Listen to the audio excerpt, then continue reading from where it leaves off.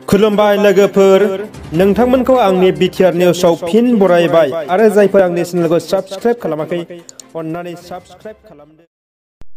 बिटिआरनि deputy chief Gobinda बसुमतारिया बुङो जे माखासे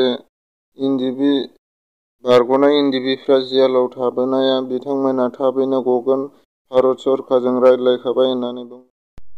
माखासे एनडिबिफोरा जेराव बिथांमोनहा बड'लेण्डनि थाखाय सोमावसारदोंमोन बिथांमोननो सासेयाव 4 लाख करै अनसुंथाइ होगोन होननानै बुंदों। बिटिआरनि बाजेट सेसनआ मैया जानानै थाङो आरो बेवहाय बिपिएफनि सासेबो एमसिएलएफ्रा बाहागो लायाखै। बेवहाय बिटिसिनि चिफ प्रमद बर' सारनि दैदेननायाव बेवहाय मोजाङै मोजां जालाङो। बिटिसिनि बाजेट सेसनआ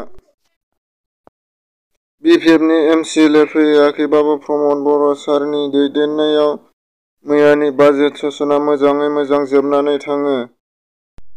जानो गोनां टेट आनजादआव 23,865 टेट आनजाद होगिरिफोरा जिरायगोन। बेवहाय कमार्सआव होगोन 835, साइन्सआव होगोन 4,675, आर्ट्सआव होगोन 18,355।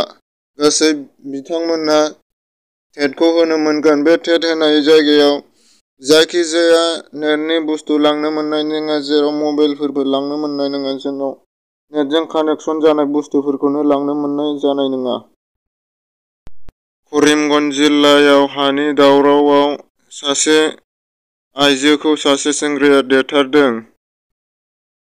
आइजोखौ देथारनाय नुनानै गामिनि मानसिफ्रा देथारनाय सेंग्राखौ पुलिसनो हरो लोगो लोगोनो आरो लोगोसे आइजोखौ पुलिसफ्रा पस्टमर्टमनि थाखाय लानानै थाङो।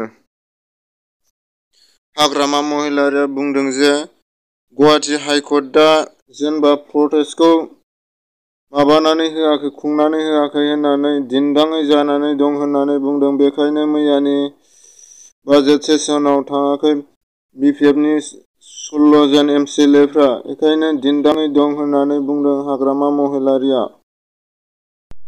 थांनाय 17 बोसोराव 2,300 कौटि रां सुख'नांगौ दं होननानै सोंनायाव प्रमद बर'आ फिननाय होदों जे बेखौ एनकाउरि खालायनानैसो माबागोन, जेराव सोर सोर फैसा जादों बेखौ नायबिजिरगोनसो होननानै बिनि सायाव बुङो प्रमद बर'आ। बिनि सायाव एनकाउरिसो खालायगोन होननानै बुंदों।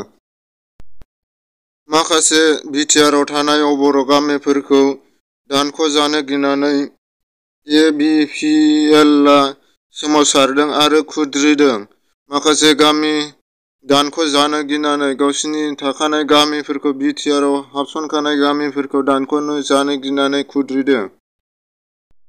13 जानुवारि खालि आसाम सरकारा सरकारनि खामानिफोरखौ बन्द फोसावदों। मागो फोरबोनि थाखाय सानसे बन्द फोसावदों। सिगांनि बोसोरफोराव बिदि बन्द होआमोन, एबार मागो फोरबोनि थाखाय सानसे बन्द फोसावनानै होदों। आंनि चेनेलखौ साबस्क्राइब खालायाखैबा साबस्क्राइब खालायदो आरो बे खाथिनि बेल आइकन बेलखौबो थुनानै होदो, जाहाथे मोजां मोजां भिडिअआ थाबनो सहैनाय बायदि। सासेयाव साबाखरै शेयार खालायनानै होयो, जाहाथे आंनि गोसोआबो थुलुंगाखाङो।